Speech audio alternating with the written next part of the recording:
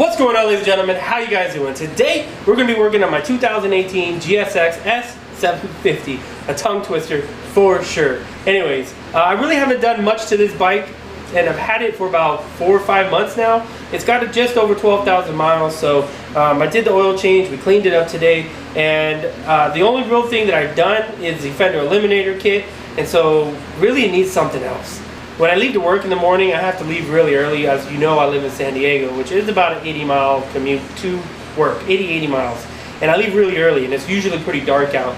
And one of the problems I have is it's really hard to see because I do ride with a tinted visor, and I don't want to carry a clear visor with me when I go to work and come home every day. So, with that said, seeing sometimes isn't the easiest. It's really cool when there's a lot of cars out. So what we're going to do is we're going to go ahead and put an LED conversion kit on here. We're going to change the running lights and the actual light bulb. Now I definitely have to give a big shout out to Jake the Garden Snake. As I was trying to figure out how I wanted to do this, I was looking at different companies, and motorcycle conversion kits were running about 160 bucks, maybe 170 without shipping. And I was like, man, that seemed really expensive for an LED. Then I ran across Jake's video, and he just used a car conversion kit on his FZ07. And I was like, huh, basically the same light that I need. Why not try that? It's 30 bucks versus 160 bucks plus $10 for the running lights. So that's what we're gonna do today. So stick around, let's get this taken care of.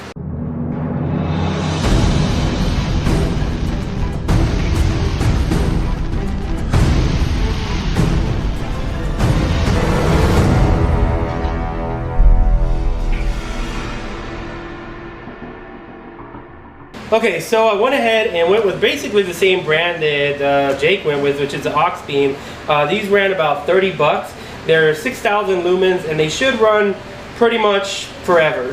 Really, I should never have to change these again, so I'm really stoked about that. As well as I went ahead and picked up the T10 LED running lights, also white. I'm not sure how bright they are, but they gotta be brighter than what's in there. So, looking at the manual, seems pretty simple, pretty straightforward to change. I know there might be some struggle getting these in because they are a bit bigger.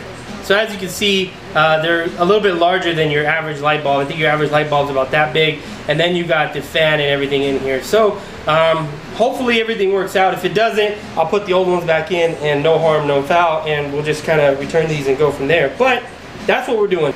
So I'm really not sure how clear this is going to come out. Looking through the manual, it doesn't seem too hard to take care of, but we'll see, we'll see.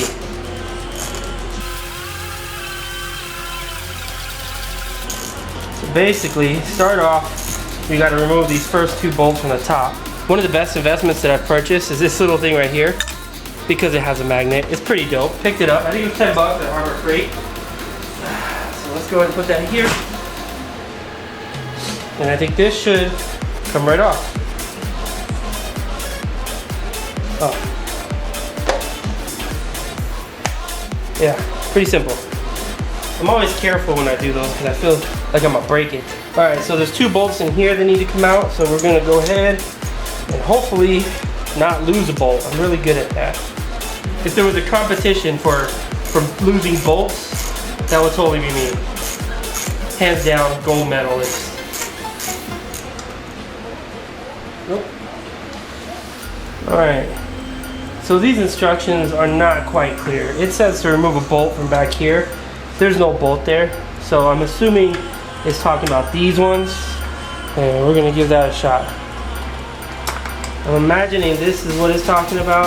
I hope so. Otherwise... And I lost it. I got to remember, see what I'm talking about? I already lost it. It fell down. Well, there's one. Ugh. Try to remove these fasteners apparently.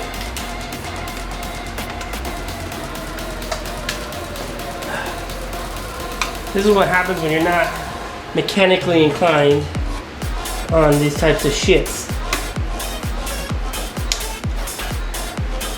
Let us start by, I guess, disconnecting headlight. There's that. So we're gonna put some gloves on because I'm gonna take that light bulb out, and in the event that I have to put it back in. I definitely don't want to have touched the actual bulb because I don't have a replacement. So with that said, let's do this. So now it says take off the rubber piece, which we did. Oh, there we go. So this, and then that goes around that. Okay.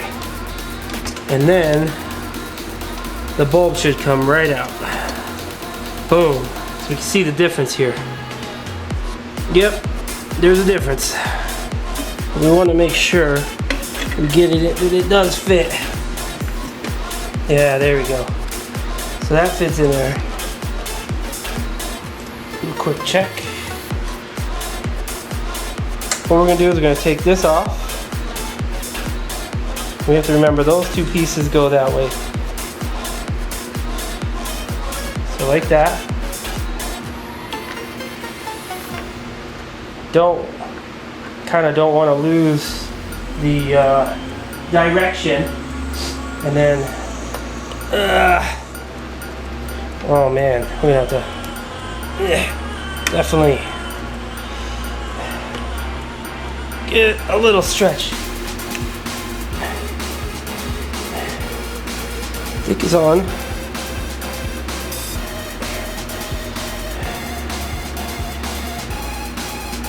Yeah, that ain't going nowhere. So now, this is where it's gonna get difficult. But that's alright, we'll figure it out. See, Jake took the whole thing off.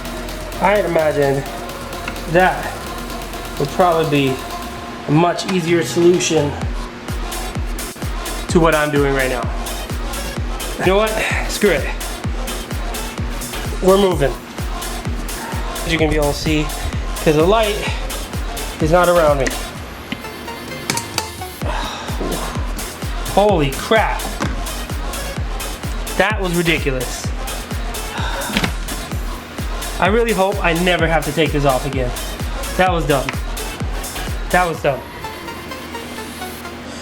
Next, I'm gonna really edit this to make it look easy, hopefully. It wasn't easy. I had some issues. I had to take the gloves off. But we're gonna put back on for the small lights. The small LEDs. Let's see. Well shit, I already dropped one. Put that back. Alright, put that there. Pretty simple.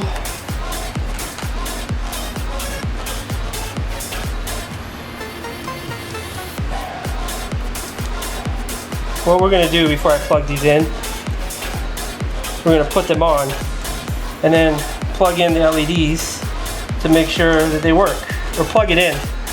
That's what we're gonna do. Quick test, be right back. Okay, so they worked. All right, put those back in. And that back in.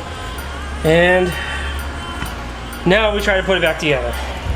Okay, so now that we got that done, all put back together, what I'll do is I'll show you the before and the after picture or video of how it looks with the lights on and off or whatever, from the old lights to the new lights. Now if you're wondering why I'm sweating on a job like this, it's because it's 84 degrees today and that's freaking hot, and it hasn't been used to that in a long time. So I actually have the garage door closed because I don't want extra light coming in, messing with this and all that funky stuff. So anyways, with that said, total, I think it was about 45-50 bucks for the LED lights for this. And I didn't go, like I said, with the motorcycle conversion kit. I just went with the car conversion kit, aux-beam, which was 6,000 lumens, and it works with a 12-volt system. So it has a fan on it. It's waterproof, if I didn't mention that, so if it rains, I don't have to worry about it. It's IP6 rated, so pretty much you're good to go with rain and whatever, and washing it shouldn't be a problem. But I know that's not what you want to see. Let's go ahead and show this. Let's see what it looks like.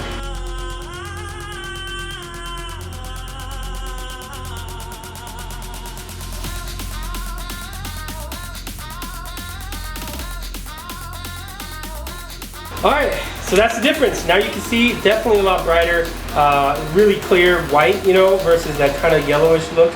I'm glad I went ahead and ordered the daytime running lights to LED as well. That's pretty freaking awesome. And as you can see, I still have the high beam, so it even goes higher. And normally I ride with my high beams on because I'm always splitting lanes, but I feel like this is even going to make me more visible splitting lanes because it's even brighter. So it wasn't really that hard for the price. I really think this is definitely a good upgrade. I'm definitely going to do it to the Daytona and to my car, so still look forward to that. We'll see how it looks on that bike. And other than that, I hope you guys enjoyed the video, and till next time, peace.